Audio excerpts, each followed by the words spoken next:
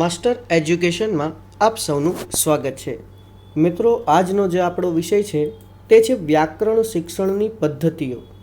આ પ્રશ્ન ઘણો મહત્ત્વનો છે. જો તમને મુદ્દાસર પ્રશ્નમાં પૂછાય, એક વાક્યમાં પૂછાય, 2-3 વાક્યમાં પૂછાય, યા આની જે પદ્ધતિ છે તેના વિશે ટૂંક નોંધ પૂછાય તો તમે આ વિડીયોનો સહારો લઈને આને સમજી શકો છો. હવે વ્યાકરણ શિક્ષણની જે પદ્ધતિ છે તેમાં કુલ 5 પદ્ધતિનો ઉપયોગ થાય છે.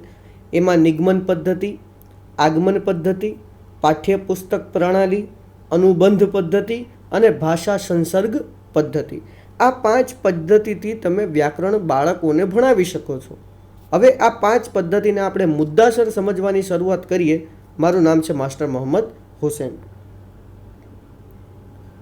તો મિત્રો, પહેલાં તો આપણે એ જાણી લઈએ કે વ્યાકરણ શિક્ષણના હેતુઓ કયા કયા. આ પ્રશ્ન પણ મહત્વનો છે. જો તમને પરીક્ષામાં પૂછાય કે ભાઈ વ્યાકરણ શિક્ષણના સામાન્ય હેતુઓ જણાવો અને સામાન્ય હેતુઓ પરથી તમે વિશિષ્ટ હેતુઓ બનાવી શકો છો, તો સામાન્ય હેતુ કયા કયા? તો વ્યાકરણ શિક્ષણના સામાન્ય હેતુઓ આ પ્રમાણે છે. એમાં પહેલો હેતુ છે કે વિદ્યાર્થીઓ વ્યાકરણના મૂળ તત્વોનું જ્ઞાન પ્રાપ્ત કરે. જે મૂળ તત્વો છે વ્યાકરણના, જેટલા પણ ભાષાના જે મુદ્દાઓ આવતા હોય, વ્યાકરણના જેટલા મુદ્દા આવતા હોય તેનું જ્ઞાન તેને પ્રાપ્ત થવું જોઈએ. બીજું છે વિદ્યાર્થીઓ વ્યાકરણના પ્રાપ્ત જ્ઞાનનો ઉપયોગ કરે. હવે રોજિંદા જીવનમાં આપણે જોઈએ છે ઘણા બધા વિદ્યાર્થીઓ બોલવામાં, લખવામાં, સમજવામાં ભૂલ કરતા હોય છે, કારણ કે તમને વ્યાકરણનું જે પ્રાપ્ત જ્ઞાન છે તેનો ઉપયોગ કરતા નથી આવડ્યું. તો આ સામાન્ય હેતુ છે. સામાન્ય હેતુ લાંબા ગાળે સિદ્ધ થાય છે. ત્રીજું, વિદ્યાર્થીઓ વ્યાકરણના સિદ્ધાંતો કે નિયમો અંગે સમજ મેળવે. અને જેટલા પણ સિદ્ધાંતો છે, નિયમો છે, વ્યાકરણ વિશેના અલગ અલગ જે વિષયાંગો આવે છે તેના વિશેના જે નિયમો છે તેની પૂરેપૂરી સમજ મેળવે. અને ચોથું અને મહત્વનો સામાન્ય હેતુ છે વિદ્યાર્થીઓ વ્યાકરણ પ્રત્યે અભિરુચિ કેળવે. આપણે જોઈએ છે ઘણી બધી સ્કૂલોની અંદર કે ઘણા બધા વિદ્યાર્થીઓ વ્યાકરણ નામ સાંભળતા યા તો ડરનો અનુભવ લાગે છે તેમને, યા તો તેમને રસ જ નથી હોતો કે ઠીક છે આને નીકાળી દઈશું. પણ એ મહત્વનું છે, આપણે આ ટ્રાય એવી કરવાની છે, પ્રયત્નો એવા કરવાના છે કે વિદ્યાર્થી વ્યાકરણ પ્રત્યે અભિરુચિ કેળવે. હવે જોઈએ કે વ્યાકરણ શિક્ષણનું મહત્વ શું. જો આની અંદર આપણે ઘણા બધા અલગ અલગ મુદ્દાઓ જોઈશું, પદ્ધતિ તો જોવાના જ છે આપણે, પણ એના વિશે પણ બીજા ઘણા બધા પ્રશ્નો અહીંયાથી નીકળે છે જે તમારી પરીક્ષામાં પૂછાઈ શકે છે. તો વ્યાકરણ શિક્ષણનું મહત્વ, કેમ વ્યાકરણ શિક્ષણ બાળકને આપવું જોઈએ, તેના કેટલાક મુદ્દાઓ છે તે આપણે જોઈ લઈએ. તો વ્યાકરણ શિક્ષણ વિશેના વિવિધ મતાંતરો એટલે કે મતમાં અંતરો અને વ્યાકરણ શિક્ષણ પ્રત્યેની નિરસતાના કારણો જોયા. આ બંને બાબતોમાં વિચારભેદ અને પરિસ્થિતિ ભાગ ભજવતી હોય છે કે વ્યાકરણ શિક્ષણમાં કેમ મતાંતર જોવા મળે છે અને કેમ નિરસતા જોવા મળે છે. તેની અંદર ઘણા બધા ભેદો છે, ઘણી બધી પરિસ્થિતિજન્ય બાબતો છે. પરંતુ વ્યાકરણ શિક્ષણનું મહત્વ નથી તે કહેવું યોગ્ય નથી, કારણ કે વ્યાકરણ શિક્ષણ મહત્વનું તો છે જ. ભાષા શિક્ષણમાં ભાષા મુખ્ય છે, વ્યાકરણ ગૌણ છે. ભાષા સાધ્ય છે અને વ્યાકરણ સાધન છે. તમારે તે સાધન દ્વારા ભાષાને સાધ્ય કરવાની છે, કેળવવાની છે. વ્યાકરણ સાધન છે, વ્યાકરણ વગર તો ભાષા અધૂરી છે. ભાષાનો પ્રાણ એટલે વ્યાકરણ. આમ વ્યાકરણ એ ભાષા સાથે સંકળાયેલું એક વિશિષ્ટ અંગ છે. ત્યારે ભાષા શિક્ષણમાંથી જો વ્યાકરણને દૂર કરવાની દલીલ શરીરમાંથી એક અંગને જુદા પાડવા બરાબર છે. અહીંયા કમ્પેરિઝન કરવામાં આવે છે કે ધારો કે તમારા શરીરમાંથી કોઈ અંગ કાઢી નાખવામાં આવે તો એ શાયદ તમારા જીવનનો સૌથી અઘરો સમય હોય, સમસ્યાઓનો આપણે ઘણું બધું સામનો કરવો પડે. બસ વ્યાકરણનું પણ એવું છે, જો ભાષામાંથી વ્યાકરણ કાઢી નાખવામાં આવે તો ઘણી બધી સમસ્યાઓ આવે છે.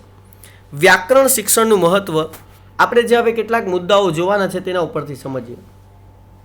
તો પહેલું,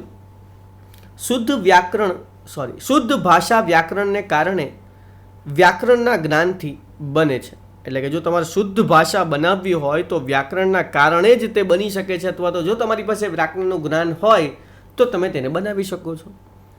બીજું, વાંચન કૌશલ્યનો વિકાસ વ્યાકરણને કારણે થાય છે, કારણ કે આપણને વ્યાકરણમાં ઘણા બધા અલગ અલગ મુદ્દાઓ આવે છે, તેના વિશેની નોંધ હોય તો તમે વાંચન કૌશલ્ય ખૂબ સારી રીતે કેળવી શકો છો. ત્રીજું, વ્યાકરણના જ્ઞાન સિવાય વાંચન અર્થગ્રહણ થતું નથી, જ્યારે લેખનમાં ભાષા શુદ્ધિ અને ક્રમિકતા આવતી નથી. જો આપણે કોઈક પેરેગ્રાફ વાંચતા હોઈએ અને તે પેરેગ્રાફના શબ્દો તો તમને સમજાય, પણ વ્યાકરણમાં તેણે કેમ અલ્પવિરામ વાપર્યું, કેમ પ્રશ્નાર્થ ચિહ્ન વાપર્યું, કેમ ઉદ્ગારવાચક ચિહ્ન વાપર્યું, આ વ્યાકરણમાં શબ્દ અહીંયા જ કેમ આવ્યો, કૃદન કેમ અહીંયા જ લગાડ્યું છે. જો તમને આ જ ન ખબર હોય તો પછી તમે અર્થગ્રહણ નથી કરી શકતા. સેમ ટુ સેમ જ્યારે તમે લખતા હો અને તમારી પાસે ભાષા શુદ્ધિ ન હોય તો તમે તમારા વિચારોને ક્રમિકતાની રીતે રજૂ કરી નથી શકતા. ચોથું, વ્યાકરણ તર્ક શક્તિ અને માનસિક શિસ્ત કેળવે છે. સાચી વાત છે. પાંચમું, વ્યાકરણ ભાષાની વ્યંજન શક્તિને દીપાવે છે.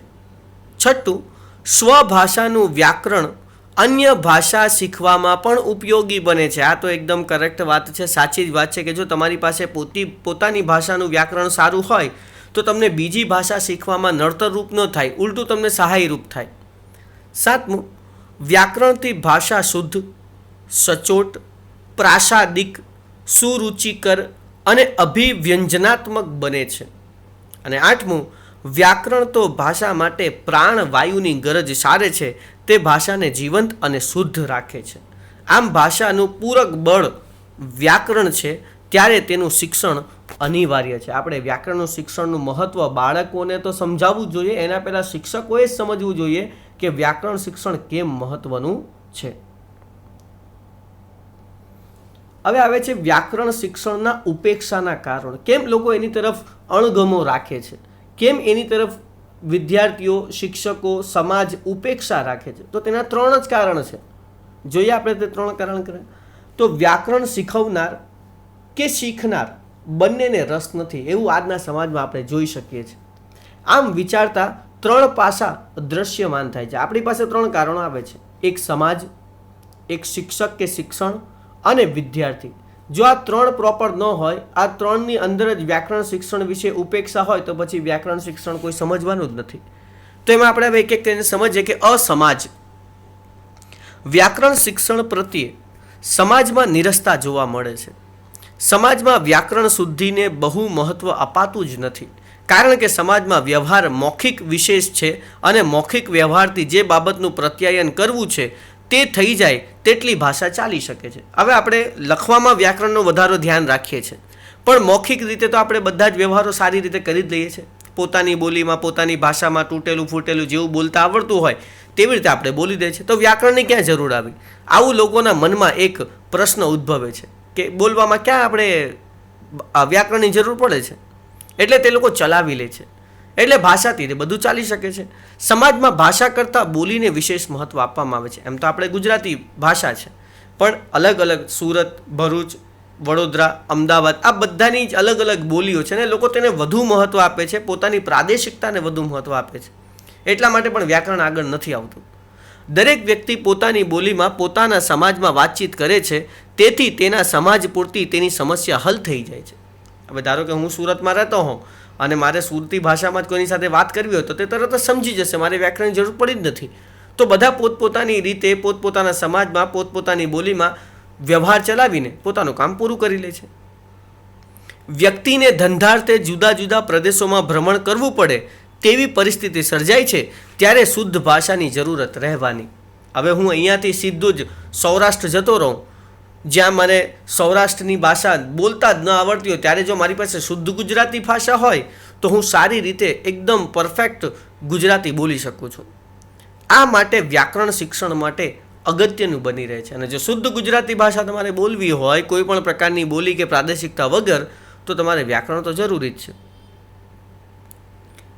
સમાજમાં વ્યાકરણ પ્રત્યેની બેદરકારી તેના વ્યવહારમાં જોવા મળે છે.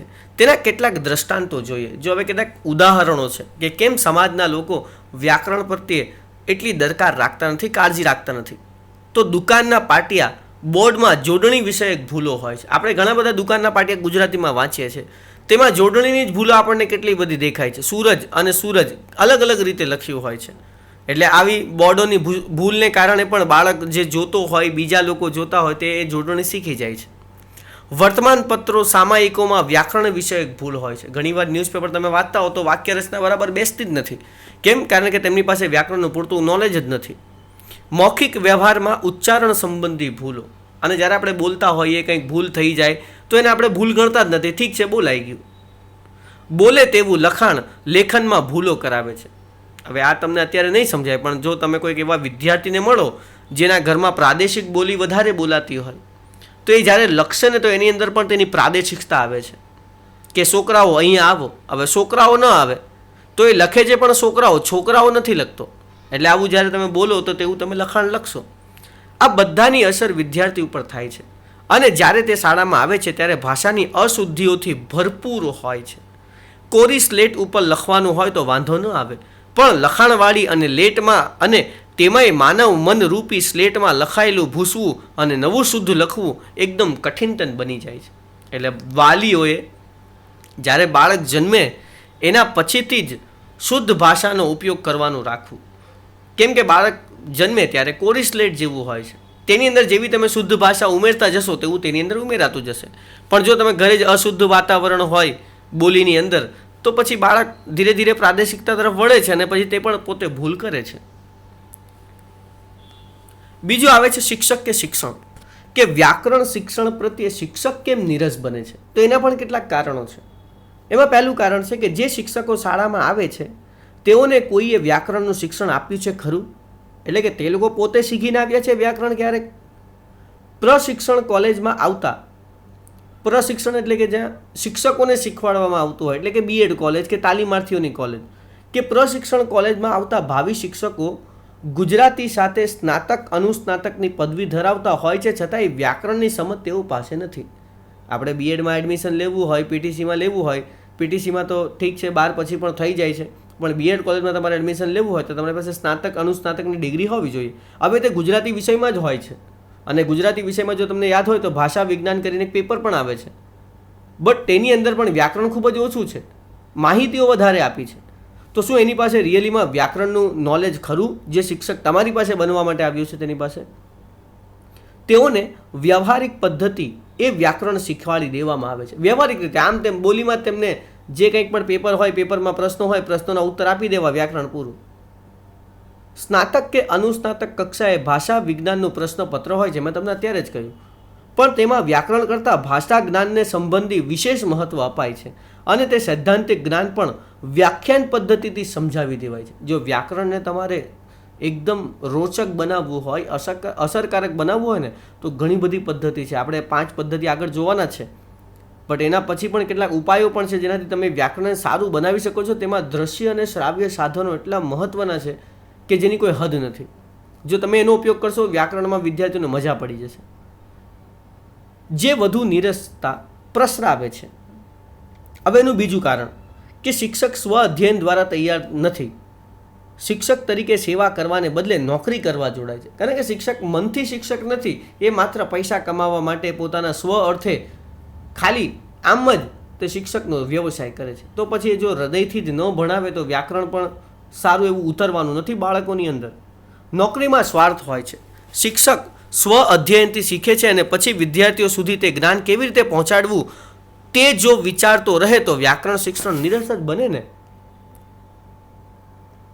એનું ત્રીજું કારણ કે શિક્ષક કે જે ભાષા શીખવે તેનો વિષય ભાષા છે ખરો. ઘણી બધી સ્કૂલોની અંદર એવું થાય છે કે પીટીનો શિક્ષક હોય તે ગુજરાતી ભણાવતો હોય, ગણિતનો શિક્ષક હોય જગ્યા ખાલી ન હોય તો ગુજરાતી ભણાવતો હોય. તો પછી આવા શિક્ષક પાસેથી તમે વ્યાકરણ સારું શીખવાડે તેવું ધારી જ નથી શકતા. એટલે શું એ ભાષાનો શિક્ષક ખરો? આ પ્રશ્નને 2 રીતે વિચારી શકાય.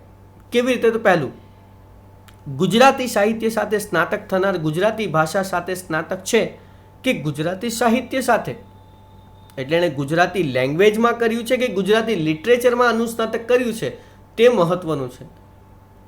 બીજું કારણ અથવા બીજું રીત વિચારવાની કે ગુજરાતી ભાષા શીખવનાર શિક્ષક ગુજરાતી સાથે સ્નાતક થયો છે ખરો?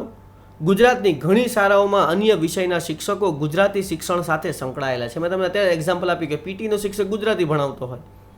ગુજરાતી તેની માતૃભાષા, તે તમામ ગુજરાતી શીખવી શકે તેવી માન્યતા ઘર કરી ગયેલી છે. બધાને એવું છે ગુજરાતીમાં શું શીખવાડવું જોઈએ, કાવ્ય હોય, પદ્ય હોય કે ગદ્ય હોય, શીખવાડી દેવાનું હોય, એમાં તો કોઈ પણ શિક્ષક ચાલે. હવે આ ચાલે ને ત્યાં જ પ્રોબ્લેમ થાય છે.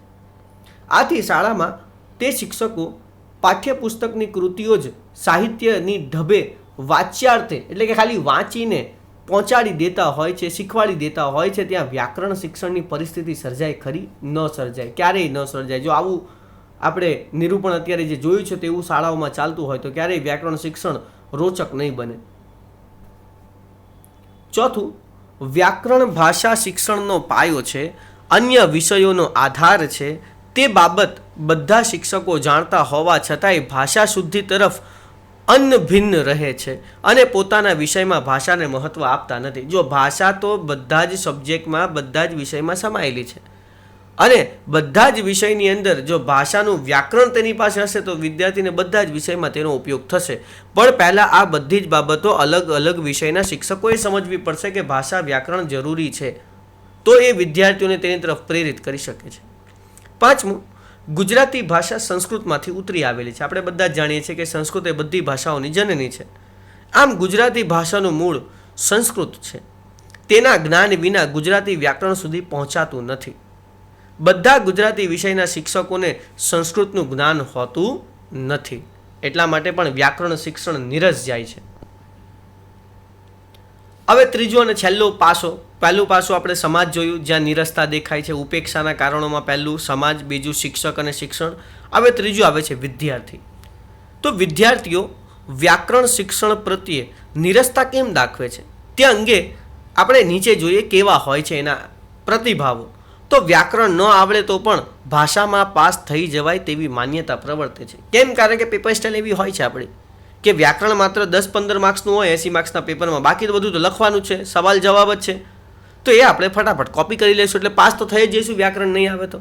એટલે વિદ્યાર્થી આ કારણે પણ વ્યાકરણમાં ધ્યાન નથી આપતો. બીજો પોઈન્ટ એનો કે પ્રશ્નપત્રોમાં વ્યાકરણના પ્રશ્નો સૈદ્ધાંતિક હોતા નથી.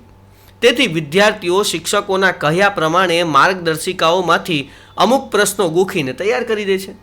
તે જ પૂછાયા હોય છે જેથી ગુણ મળી જાય છે, ત્યારે તે વધુ કડાકૂટમાં પાડવા ઈચ્છતો જ નથી. અને ઘણીવાર આપણે પણ આઈએમપીના રૂપે ઘણા બધા વ્યાકરણના જે પ્રશ્નો હોય તે ટીક કરાવી દેતા હોય છે, તો પણ આવી સમસ્યાઓ રહે છે. બીજું પોઈન્ટ જોઈએ આપણે તો શિક્ષણ રૂપી પરિબળ. વર્ગ શિક્ષણ દરમિયાન વ્યાકરણ શિક્ષણને વિશેષ મહત્વ અપાતું નથી. શિક્ષક જ વ્યાકરણ શિક્ષકને મહત્વ નથી આપતો, એટલા માટે પણ આવું થાય છે. વ્યાકરણ શીખવાની પદ્ધતિનો ઉપયોગ થતો નથી. બસ આવે, ચોપડી ખોલે, જેટલા 2-4 વ્યાખ્યા હોય તે વ્યાખ્યા જણાવે, 2-4 ઉદાહરણ લખે, વાર્તા પૂરી. પણ ઘણી બધી એની બીજી પદ્ધતિઓ છે, તે પદ્ધતિનો ઉપયોગ કરીને પણ તમે વ્યાકરણ શિક્ષણ શીખવાડતા નથી ને, એટલે ઉપેક્ષા થાય છે. વ્યાકરણ વિષયક પ્રયુક્તિઓ કે પ્રવૃત્તિઓ અંગે શિક્ષક પક્ષે વિચારણા થતી જ નથી. જો ઘણી બધી પદ્ધતિઓનો પ્રયુક્તિઓ છે વ્યાકરણ શિક્ષણની, આપણે છેલ્લે જોઈશું. આપણે ક્યારેક એ બધી વિશે વિચારતા જ નથી, કેમ કે આપણે એવું જ વિચાર છે કે ભાઈ મને અડધો કલાક મળ્યું છે, અડધા કલાકમાં મારે આટલો ટોપિક પૂરો કરવાનો છે કોઈ પણ રીતે. પછી એ તમે મૌખિક રીતે, લેખિત રીતે, જે રીતે પૂરી કરતા હોય તે રીતે. પણ વિદ્યાર્થીને કેટલું સમજાયું, તેને કેટલો રસ પડ્યો, આપણે તે જાણતા જ નથી. શિક્ષકને વ્યાકરણ પ્રત્યે સૂગ હોય તો વિદ્યાર્થીઓને પણ સૂગ આવે જ ને, આવે જ. પાઠ્યપુસ્તકોમાં ભાષાનું મૂળ તત્વોને સ્થાને અપાયેલ નથી, તેમજ અભ્યાસક્રમમાં પણ વ્યાકરણને ઓછું મહત્વ અપાય છે. હવે આપણે વ્યાકરણ શિક્ષણની પદ્ધતિઓ વિશે મહત્વની બાબતો જાણીએ અને તેના વિશે વિસ્તૃત માહિતી મેળવીએ. અત્યાર સુધી આપણે તેના ઉપેક્ષાના કારણો જોયા, તેનું મહત્વ જોયું. હવે વ્યાકરણ શિક્ષણની પદ્ધતિ. તો વ્યાકરણ શિક્ષણ અંગે કેટલીક પ્રચલિત પદ્ધતિઓ છે જે નીચે મુજબ છે.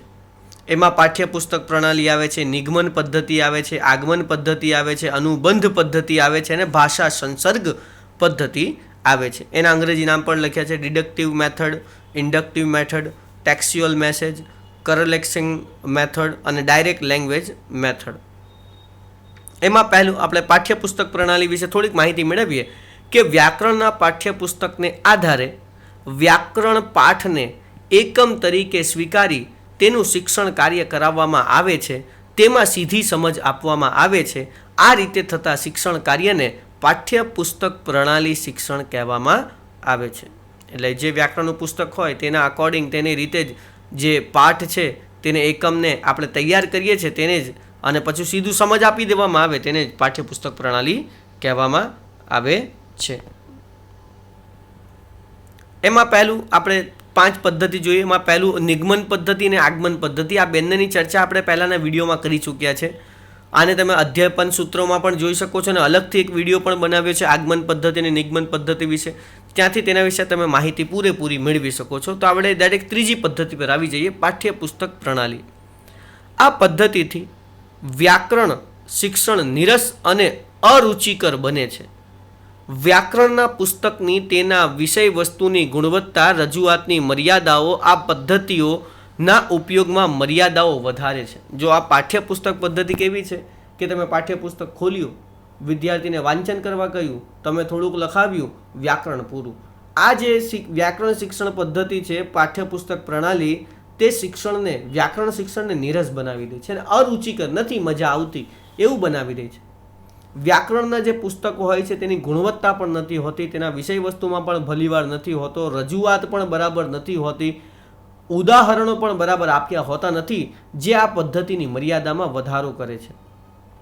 ઉચ્ચ શિક્ષણ ક્ષેત્રે વિદ્યાર્થીઓના જ્ઞાનને વધુ તલસ્પર્શી બનાવવા પાઠ્યપુસ્તકો તૈયાર કરવામાં આવે અને તેમાં મનોવૈજ્ઞાનિક દ્રષ્ટિબિંદુ અપનાવાય, વિપુલ એટલે કે વધારે ઉદાહરણો આપી ચર્ચા કરેલ હોય અને સ્વાધ્યાયની જોગવાઈ હોય તો આ પદ્ધતિ ઉપયોગી થઈ જાય છે.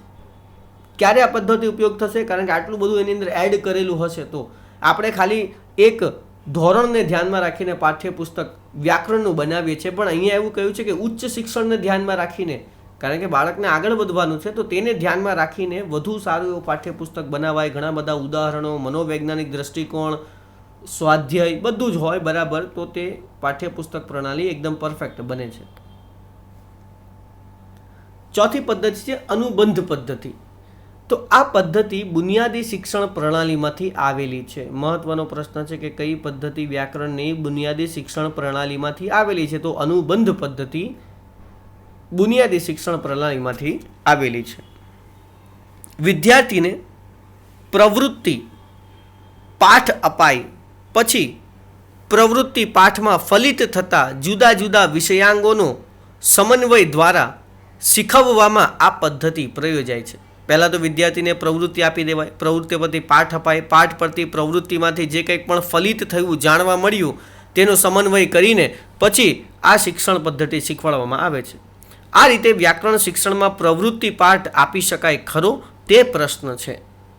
પરંતુ અનુબંધ સાધવો એમ અર્થ કરીએ તો ગદ્ય, પદ્ય કે લેખનના શિક્ષણ કાર્ય દરમિયાન વ્યાકરણ શિક્ષણને વણી લેવું તેમ સમજી શકાય. આથી અલગ વ્યાકરણ શિક્ષણ માટે અલગ તાસની જરૂર રહે નહીં અને પાઠ્યપુસ્તકની પણ આવશ્યકતા રહે નહીં, જો તમે આ પદ્ધતિનો ઉપયોગ કરો છો તો. આ પદ્ધતિથી અભ્યાસક્રમના બધા મુદ્દાઓ શીખવી શકાતા નથી. આ એની મર્યાદા છે. સિદ્ધાંતો અને નિયમોને ક્રમિક શીખવવામાં આવે તો તેની સમજ વિશેષ રહે છે, જે આ પદ્ધતિના ઉપયોગથી થઈ શકતું નથી. ક્રમિકતા પણ નથી જળવાતી. કૃતિના શિક્ષણ કાર્ય દરમિયાન વ્યાકરણનો મુદ્દો શીખવવાથી રસ ક્ષતિ થાય છે. આ પદ્ધતિ પુનરાવર્તન માટે ઉપયોગી છે. જ્યારે તમે પુનરાવર્તન કરાવતા હોય ત્યારે અનુબંધ પદ્ધતિ એટલે એકબીજા સાથે જોડાણ કરતાં કરતાં તમે વ્યાકરણ શીખવાડો તો સારું છે. બાકી તમે અલગથી આ પદ્ધતિનો ઉપયોગ ન કરો તો વધારે સારું છે. શીખી ગયેલા વ્યાકરણના મુદ્દાઓને તાજો કરવો, દ્રઢીકરણ કરવા ફળદાયી નીવડે છે આ પદ્ધતિ. હવે પાંચમી અને છેલ્લી પદ્ધતિ છે ભાષા સંસર્ગ પદ્ધતિ. તો ભાષાના વપરાશ દ્વારા બાળક વ્યાકરણ શીખી શકે છે તે સિદ્ધાંત પર આ પદ્ધતિ આધારિત છે કે બાળક જે છે તે ધીરે ધીરે ભાષાનો વપરાશ કરતો જાય અને ભાષાના વપરાશથી તે વ્યાકરણ શીખે. એ પદ્ધતિનું નામ ભાષા સંસર્ગ પદ્ધતિ.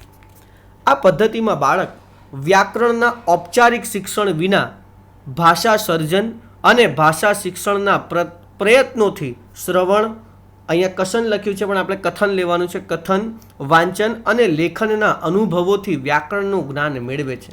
આ ચારે ચાર કૌશલ્યોથી તે વ્યાકરણનું જ્ઞાન અનુભવ દ્વારા પ્રાપ્ત કરે છે.